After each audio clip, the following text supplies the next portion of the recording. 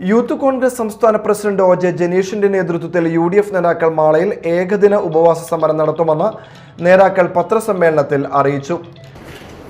ഈ വരുന്ന 9-ാം തീയതി തിങ്കളാഴ്ച രാവിലെ യൂത്ത് കോൺഗ്രസിന്റെ സംസ്ഥാന അധ്യക്ഷൻ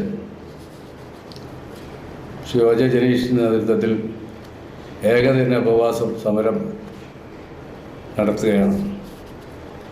കഴിഞ്ഞ 10 വർഷക്കാലമായി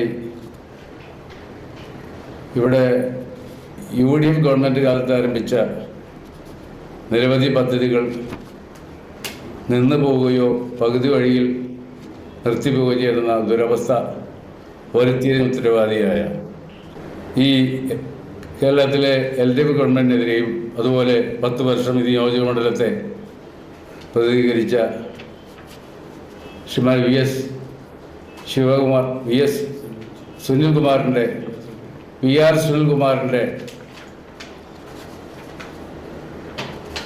നിലപാടുകൾക്കെതിരെയും അദ്ദേഹത്തിൻ്റെ ഓഫീസിന് മുമ്പിലാണ്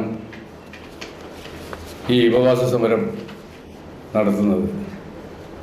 മാർച്ച് 9 തിങ്കളാഴ്ച രാവിലെ 10 മണി മുതൽ വൈകിട്ട് 5 മണി വരെ VR സുനിൽകുമാർ MLAയുടെ ഓഫീസിന് മുന്നിലാണ് ഉപവാസ സമരം നടത്തുന്നത്.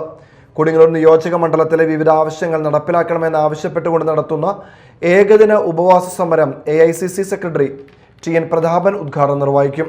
വൈകിട്ട് KPCC സെക്രട്ടറി TU രാധാകൃഷ്ണൻ സമാപന സമ്മേളനം ഉദ്ഘാടനം ചെയ്യും. Soy Kolancheri, Ansin Plackal, Davis Parekkattu, NS Vijayan, Hakeem Iqbal, Ouseppachan Jose, Jio George എന്നിവർ സംസാരിച്ചു.